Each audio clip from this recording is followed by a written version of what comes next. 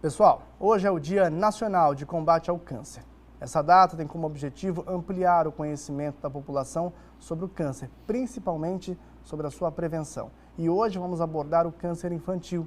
E olha só, segundo o Instituto Nacional de Câncer, olha só, gente, são registrados 12 mil novos casos de câncer infantil ao ano. A gente conversa agora com o médico pediatra, doutor Delcide Bernardes. Doutor, muito bom dia. Bom dia, Marcelo. Bem-vindo ao Bom Dia Tocantins. Obrigado pela presença aqui hoje. Nós agradecemos. Doutor, hoje a gente vai falar, nesse Dia Nacional de Combate ao Câncer, focar nas crianças. Primeiro a gente queria entender um pouquinho, explicar para quem está em casa, quais são os tipos de câncer que mais incidem sobre as crianças, que mais preocupam hoje em dia, doutor? 12 mil novos casos ao ano.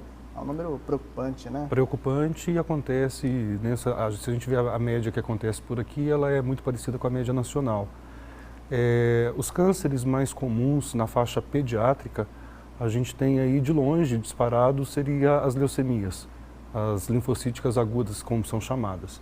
Elas, apesar de serem um câncer do sangue, ela tem um índice de cura muito alto, em torno de 80% a partir do momento que você diagnostica, faz o diagnóstico quanto antes melhor e entra com o tratamento adequado para isso. Os outros cânceres que a gente tem neuroblastoma, que já vem com uma incidência um pouco menor, tem o retinoblastoma, que é o câncer da retina, que também vem depois com uma incidência menor, e inclusive ele é triado pelo teste do olhinho no período neonatal. Lei no Brasil hoje, toda criança que sai da maternidade tenha feito esse exame para triar algum tipo de problema como esse. Tem o tumor renal, que é o tumor de Wilms, que também é muito frequente, e dentre outros que aí depois vem sempre com uma incidência um pouco mais baixa. Mas esses aí são os mais recorrentes em crianças, né? São os mais incidentes em criança, todos esses. E doutor, e como que funciona? Primeiro, os sintomas, para entender um pouquinho. Tem algum sintoma, algo que os pais começam a perceber? Porque a criança às vezes não sabe se expressar. Não tem como explicar para os pais ou até mesmo um bebê, Como que funciona? Como que é feito esse diagnóstico, doutor? Primeira coisa, não subestime o que a criança está falando. A criança ela é honesta com o sentimento dela. Se ela está sentindo alguma coisa, você tem que valorizar aquilo que está sendo falado por ela. É uma resposta, tem que tomar um pouquinho de cuidado para falar, porque eu posso fazer muita gente sair aqui em site de busca para poder entender um pouquinho melhor o que eu estou falando agora. Mas os sintomas que vêm com câncer são sintomas corriqueiros que para a maioria das pessoas iriam passar de forma despercebida. Então, por exemplo, vamos pensar naquilo que é mais comum, que seria a leucemia. Normalmente, um quadro de leucemia pode começar com sintomas muito simples, como uma febre mais prolongada. Quem é uma criança aí que não teve mais do que 5 dias de febre, 7 dias de febre, 15 dias? Pode acontecer e não ser câncer, Alguns sangramentos que essa criança pode estar apresentando, então, sangramento gengival, sangramento ocular, na pele fazendo hematomas à toa, perda de peso. Isso é muito comum no caso da leucemia. Quando a gente pensa já num câncer cerebral, por exemplo, criança que reclama de muita dor de cabeça, as pessoas normalmente vão lá pensar que é problema de vista, ou que pode ter algum problema de pressão alta que vem por trás disso. Então, valorize aquela dor de cabeça. Normalmente ela vem acompanhada de mais alguma coisa, distúrbio de equilíbrio, vômito em jato pode acontecer também por causa do aumento do tumor e aumento da pressão intracraniana. Então, cada tumor vai ter uma especificidade na hora de se apresentar. Tem um interessante que é o tumor de Wilms, que é o tumor renal, que a maioria das vezes, como a criança ela não fala, a mãe ela vai fazer a troca da fralda e à medida que ela vai palpando o abdômen do próprio filho, ela sente que tem alguma coisa aumentada de tamanho, uma massa. Quando você começa a investigar, você não pode deixar de pensar que possa ser um tumor renal nesse caso, justo com um simples trocar de fralda da própria mãe. Nesses casos, como o senhor falou agora há pouco, eu acho que é até importante reforçar, Nada de ficar procurando em sites de buscas. Viu qualquer alteração, qualquer queixa da criança, melhor procurar um médico, doutor, para ver. E esses exames diagnósticos do câncer é feito, inclusive, na rede pública. Os pais podem procurar ajuda, podem fazer. E assim, é feito por exames de sangue. Como que funciona, doutor, esse processo do diagnóstico da doença? Depende muito de cada tipo de câncer também. Então vamos de novo para o mais comum. A leucemia, aqui no Tocantins, é engraçado, A gente pega a experiência que a gente vai passando ao longo do tempo. E eu me lembro quando eu era residente, eu fiz minha residência no Rio de Janeiro, e apareceu o sintoma exatamente como seria a da leucemia linfocítica aguda, que era uma criança com febre prolongada, tinha sinais de hemorragia, conforme eu tinha falado. E aí na hora que você faz um hemograma, que é um exame que todo mundo conhece, a gente via lá que tinha uma anemia, tinha a parte branca do sangue estava baixa e as plaquetas também. Quando você junta isso no local igual era o Rio de Janeiro, lá ninguém vai pensar, por exemplo, que seja uma leishmaniose, que é uma coisa que acontece muito no Tocantins. Então, uma doença que aparece desse jeito, aqui a gente tem que pensar numa leishmaniose primeiro, porque aqui é uma região endêmica. Os casos mais comuns que vão acontecer seriam a leishmaniose. Já lá, a gente demorou um tempo para chegar a esse diagnóstico que era leishmaniose e não era câncer, porque lá não é um lugar que isso acontece. É muito mais comum lá ser câncer do que ser leishmaniose. Né? Então, nesse caso, então, o próprio exame de sangue deu uma sugestão do que poderia acontecer e não tem jeito. No final, o diagnóstico ele vai ser fechado através da punção de algum osso longo e aí você vai fazer como se fosse uma biópsia. Dos outros tumores, o tumor que seria o retinoblastoma, que é o tumor da retina, a gente no período neonatal faz o exame do olhinho, que funciona como antigamente se fazia aquela foto com flash do olho da criança, e a falta do reflexo, ou então aquele olho branco de um lado e um reflexo vermelho do outro, faria você suspeitar que aquele reflexo branco seria um tumor. A partir daí, só partindo para a biópsia mesmo. E o diagnóstico dos tumores sólidos, né, que seriam as massas que aparecem no organismo da criança, dependendo do tumor, você leva para a cirurgia para fazer uma biópsia e aguarda o resultado, ou a cirurgia já parte para uma cirurgia mais radical, você retira o tumor e aquela peça retirada já serve também para levar para a biópsia e diante daquilo você toma a decisão de fazer quimio ou radioterapia logo em seguida. Entendi. E assim, o sucesso de cura nos casos de câncer em crianças costumam ser muito maiores, né, doutor? Num contexto geral, sim. Voltando a pensar também no mais comum, a leucemia, conforme eu tinha dito no início da entrevista, ela tem 80% de chance de cura, é um índice bastante alto. Lembrando que quanto mais antes se diagnostica, se inicia o tratamento, maior o sucesso de cura. Muito bem. E tem uma pergunta, aí é rapidinho, Shel, essa aqui casa com a leucemia. Ó. A Flaviane de Paraíso quer saber se a criança que tem anemia pode desenvolver leucemia. Não. Uma coisa, a gente tem que entender que a anemia ela é um sintoma da leucemia, mas ter anemia não quer dizer que vai levar a um quadro de leucemia. Importante tratar a anemia também. Porque a anemia tem várias causas, pode ser deficiência de alimento, pode ser alguma doença hereditária, não necessariamente a anemia vai ser um precursor do câncer. Nosso Bom Dia Responde, a gente já volta e vamos continuar falando sobre câncer infantil, gente. Exatamente. E olha só, a diferença do câncer de adulto para o infantil são características próprias, nós falamos algumas questões aqui no começo do Bom Dia Responde e, claro, a gente vai continuar falando sobre esse assunto com o doutor Delcides, que é médico pediatra, está ajudando a gente aqui a responder as suas dúvidas de quem está em casa. Doutor, e tem mais perguntas chegando para a gente aqui, ó. A Rosa quer saber, por exemplo, se os pais ou um dos pais desenvolveram câncer ou teve câncer, o filho tem a possibilidade de ter câncer também?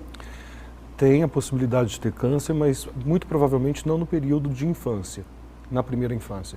É curioso que assim, boa parte dos cânceres que os adultos têm são cânceres que são desenvolvidos de acordo com algum tipo de contato. Por exemplo, o câncer de pele, de acordo com o tipo de incidência de raio. A criança não tem tempo de exposição para poder fazer um câncer de pele.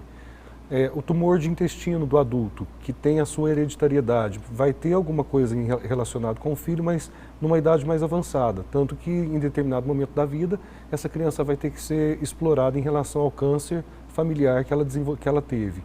O câncer de mama também é diferente. A gente sabe que a mulher que teve a mãe com o câncer de mama, ela tem um risco maior de desenvolver. Então, em determinado momento da vida, ela vai ter que ir atrás. Então, a hereditariedade, ela acontece, mas não nesse período muito próximo da primeira infância. Entendi. Olha, tem outra pergunta chegando para a gente aqui, é da Wanda. Ela quer saber qual a diferença entre quimioterapia e radioterapia. Ela quer saber se depende do tipo de câncer, né? E aí eu também avanço na pergunta dela aqui. Crianças também precisam fazer também um desses dois tratamentos, doutor? Em caso de diagnóstico comprovado do câncer? Ela está falando de tratamento, então são tratamentos diferentes, né? A quimioterapia, para quem nunca teve contato, ela nada mais é do que um medicamento injetado na veia. Então é como se fosse qualquer antibiótico que você faz no pronto-socorro, um analgésico que você faz venoso. Já a radioterapia, ela também é um outro tipo de tratamento. As indicações vão de acordo com cada tipo de câncer, de acordo com com a indicação do oncologista. Mas aí já é uma tentativa de matar aquela célula maligna através de uma onda de raio. E também não pode esquecer de colocar como tratamento a cirurgia, que a cirurgia também ela é curativa em alguns casos, quando você consegue retirar todo o tumor. E depois que você retira tudo, entra uma dessas outras duas que a gente falou, ou tentar matar a célula maligna que tenha sobrado, que não tenha sido retirada através da quimioterapia ou da radioterapia, de acordo com a indicação médica. Quando diagnosticada, no caso, também faz esse tipo de tratamento, assim como o adulto. Faz do mesmo jeito, aí por períodos também a serem determinados pelo especialista. Entendi. Mas faz do mesmo jeito que o adulto. Muito bem. E doutor, a gente, claro, né, preparou, estamos falando sobre o assunto câncer infantil. Hoje é o Dia Nacional de Prevenção e Combate ao Câncer e hoje a gente também está focado nas crianças. E nós preparamos uma reportagem para contar a história da Eduarda. É uma criança de 6 anos que no ano passado enfrentou o câncer infantil e com muita coragem conseguiu superar, e nós vamos ver a história dela nessa reportagem. Vamos ver. Essa é a Eduarda, uma menina de 6 anos que adora brincar de bonecas. Ela tem mais de 20, mas uma é especial.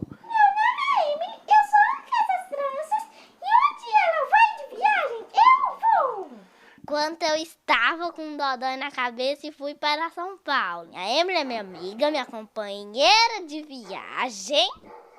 Onde que eu vou, ela vai, né?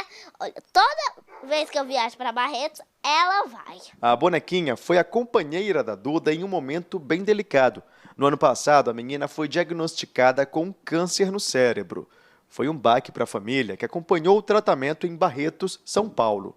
A gente não tinha ideia, né, de como que seria o tratamento e nosso chão caiu, né? A gente ficou desesperado e saímos à luta, né? Os médicos, ele falou assim que o estado já era bem grave, assim, e ela tinha que fazer uma cirurgia de urgência. Então, do diagnóstico para a primeira cirurgia foram 15 dias. Foram 8 meses de tratamento no hospital.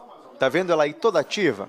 É a felicidade de quem venceu uma batalha difícil. Ela fez 33 sessões de rádio, mas antes das sessões de rádio, ela passou por uma segunda intervenção cirúrgica, porque o que tinha ficado do tumor tinha ficado uma área bem grande, então o protocolo que é seguido é mais uma intervenção. Em nenhum momento a Eduarda, apesar do que aconteceu com ela, né, ela não demonstrava ter medo, apesar de nós dois estarmos com muito medo, eu e a Márcia, né? Mas a Eduarda, que precisava estar forte, ela estava sempre forte. E deu para perceber que ela tirou de letra, né? Hoje a garotinha tem muita história para contar.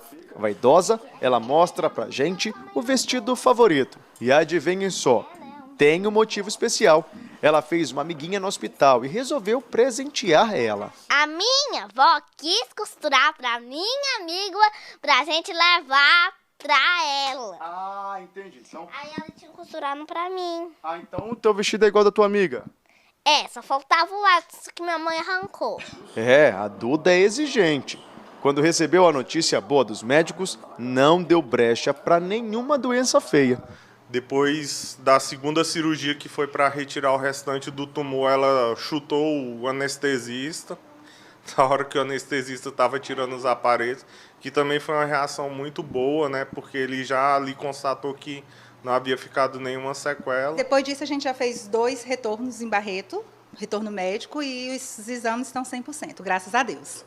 A Duda falou para mim que quando ela crescer, ela quer ser cantora. E olha, quando ela venceu o câncer, os médicos falaram que ela podia ter algumas sequelas, entre elas a dificuldade na fala.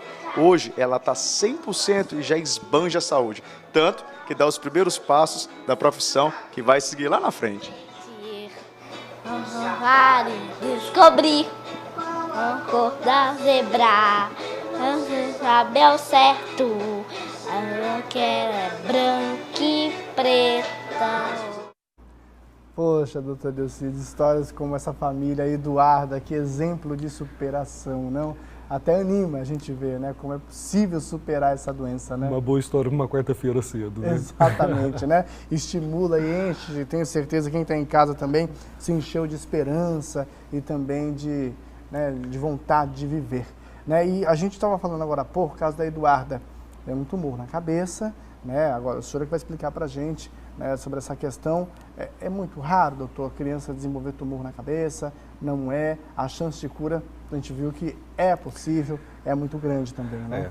Só antes de responder a sua pergunta, a gente vê o quanto é importante a gente estar fazendo com que exista um amparo por trás de toda essa situação, que ela é estressante, que ela lida com a morte o tempo todo, uma internação prolongada. E aí, na hora que você chega, vê uma coisa dessa tratada com tanta resiliência, isso é muito emocionante. Em relação ao tumor cerebral, né, no caso, uma coisa interessante também da reportagem que aconteceu com ela foi a questão do diagnóstico rápido e o início do tratamento rápido. Qualquer tipo de câncer que se tenha notícia, quanto antes você tiver o diagnóstico, quanto antes você inicia o tratamento, maiores as possibilidades de cura. E em se tratando de criança, o cérebro humano ele é uma máquina fantástica e na criança ela é mais fantástica ainda, porque tem uma plasticidade, uma facilidade de adaptação muito grande. Então, um risco de não poder falar, de não poder pular como sequela do que ela teve, era grande, e olha o que ela está fazendo aqui agora, né? Então, a gente tem que o câncer cerebral, a gente tem que suspeitar dele normalmente, como eu tinha falado no primeiro bloco, quando você tem uma dor de cabeça um pouco mais importante, pode vir acompanhados de vômitos ou não, vômitos normalmente em jato, e alguma dificuldade no equilíbrio. Quando você junta todas essas coisas, fica pensar nos diagnósticos mais prováveis, se vem acompanhado de febre ou não, se vem acompanhado de emagrecimento ou não, se vem acompanhado de suores profusos ou não. Tudo isso junto, a gente tende a juntar esse quebra-cabeça e tentar dar o diagnóstico de forma mais precoce possível. E é importantíssimo esse diagnóstico, muito, né, doutor? Muito, muito. É importantíssimo demais. Doutor, eu quero agradecer hoje a sua participação aqui. Obrigado pela gentileza, né, por explicar e sempre reforçando, né, a qualquer sinal de anormalidade que a criança reclama, deve procurar sim um médico, né, doutor? Vamos esquecer o Dr. Google um pouquinho, que ele está lá, mas ele não resolve os problemas. Então, quanto antes procurar, melhor.